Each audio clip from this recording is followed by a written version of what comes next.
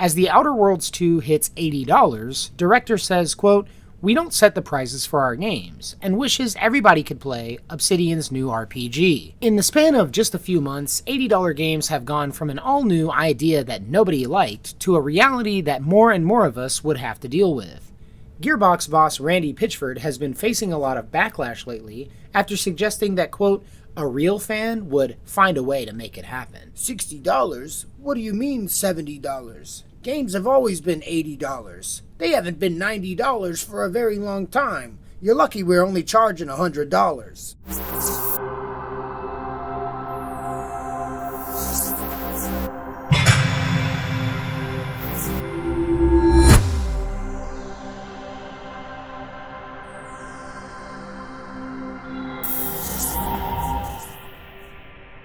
Hello, fellow travelers, and welcome to the Hard Light Network. Alright guys, so at this point, I think I might actually be able to see the future. Back when Nintendo first announced that they would be increasing the prices of their Switch 2 titles to $80 or $90, I said that within the year, other companies would be doing the same. If these companies could get away with charging $100, $200 or $300 for their titles, they would do it in a heartbeat. They've already flooded the internet space with rationalizations for these decisions, saying that it takes money to run these companies, and the cost of development has increased over the years. Companies have been trying to move away from the $60 gaming price tag for a very long time, and all Nintendo is doing here is setting a precedent for other companies to follow suit. Unfortunately, I was correct, and it seems that Microsoft is the first to follow Nintendo's example and has raised the price of The Outer Worlds 2 to $80 when it launches in October of this year. As one of the 4 people who actually enjoyed The Outer Worlds, this is a particularly upsetting bit of news for me personally. I was genuinely looking forward to playing this sequel, and I was gonna buy the game at full price back when we thought it would be $60. But today's video is not about the price increase in and of itself, because Obsidian is placing all of the blame squarely on Xbox. So I would like to discuss the mindset behind these changes in price. And even though it's becoming a bit of a running theme when criticizing these companies, this mentality is the furthest thing from flattering. But before we get into today's video, guys, do me a solid and hit that like button, subscribe so you don't miss out on any of the content that I've got coming up for you guys in the future, and also take to the comment section down below to vent your rage about these price increases. Also, if you want to support this channel further, there are super thanks and memberships options down below. Feel free to join the channel today for access to exclusive content and perks that you can't get anywhere else. But without any further ado, let's get into today's article. And of course, our reading today comes to us from GamesRadar.com and is entitled, "As The Outer Worlds 2 hits $80, director says, quote, "We don't set the prices for our games, and wishes everybody could play Obsidian's new RPG." In the span of just a few months, $80 games have gone from an all-new idea that nobody liked to a reality that more and more of us would have to deal with The Outer Worlds 2 now being the first Xbox published game confirmed to boast the heftier price tag. However, the RPG's director has reiterated that the developers, quote, "don't set the prices for their games." Following on from the Switch 2 and its $80 launch title, Mario Kart World, Xbox confirmed in a recent price hike that some of its own, quote, "new first-party games starting this holiday season would cost the same." The Outer Worlds 2 is our first confirmed example of this, with pre-orders now open ahead of Obsidian's latest RPG launching on PC, PS5, and Xbox Series X or S on October 29th. Not what I would have called the holiday season. But anyway, asked about the ongoing $80 price conversations in an interview at Summer Game Fest, attended by Games Radar Plus, The Outer Worlds 2 director Brandon Adler reiterates that it's ultimately not a decision made by the people making the game. "We're a game developer. We love to make games. We don't set the prices for our games," he begins. Quote, "Like, personally, as a game developer, I wish everybody could play my game, because that's what I want out of this whole thing. But for the reasons and so, like why the $80 price point, you'd have to honestly talk with the Xbox folks." He continues, avoiding touching on his own personal feelings during the interview. The Outer Worlds 2 likely won't be the only game to hit $80 this year and beyond. But one thing is for sure, fans really don't want Borderlands 4 to be one of them. Gearbox boss Randy Pitchford has been facing a lot of backlash lately after suggesting that, quote, a real fan would find a way to make it happen, even if the upcoming looter shooter did cost $80. Something that's not actually been confirmed.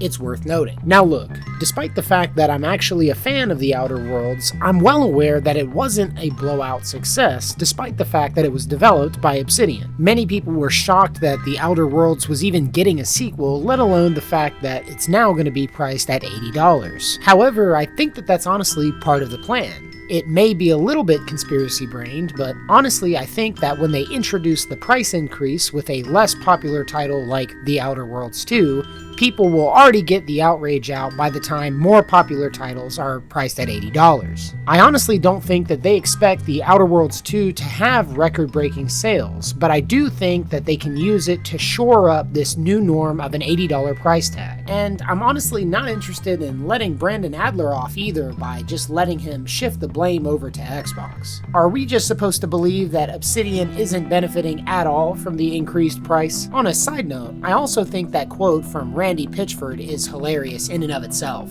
A real fan wouldn't have a problem paying $80. Hell, a real fan would sacrifice their firstborn just at a chance to get their hands on this game. The inflated ego and sense of self-importance on some of these industry devs is absolutely mind-boggling. At the end of the day, we all know what the real problem is causing these price increase. As cartoonishly villainous and out of touch some of these industry talking heads can come across, the real issue is the inflated production teams from the vast majority of these AAA companies. They've worked themselves into a corner now, and they basically have to charge $80 a head just to recover production costs, because they have teams of 400 people working on twerking emotes for your character. These development teams are too large to even justify their own production budgets, let alone a $60 price tag at the end of the day. Claire Obscure is honestly one of the peak examples of where the industry could go, but honestly, there's going to be a lot of blood in the water because people are going to start having to get the axe. These companies can either downsize, create tighter, more focused teams of passionate individuals with skills, or they can continue to hire legions of unskilled,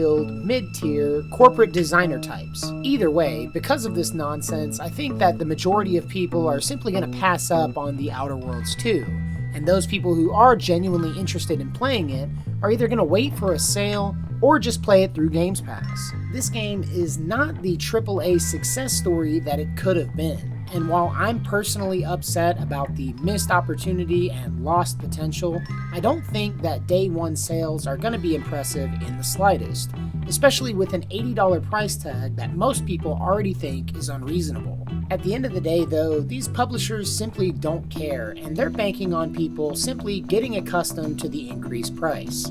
Hell, some talking heads in the industry are even trying to gaslight us into thinking that this has always been the case and games haven't been $60 for a very long time. $60? What do you mean $70? Games have always been $80. They haven't been $90 for a very long time. You're lucky we're only charging $100. But I'll be honest with you.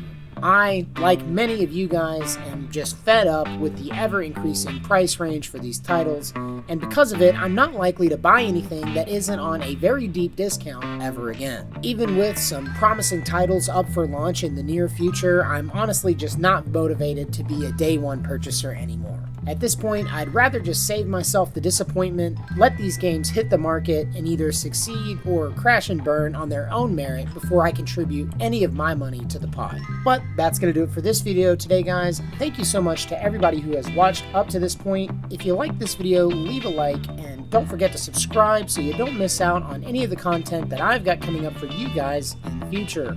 Also, do me a solid and hit that comment section down below with your thoughts on today's video. Despite all of the crazy news that's been going on here lately, I'm actually really excited for some up and coming videos on this channel, so be on the lookout for some pretty awesome stuff outside of your regular news content. But I've got to get back to work, guys, so as always, thank you guys for watching. If you liked the video, leave a like, and until next time, love you guys, safe travels.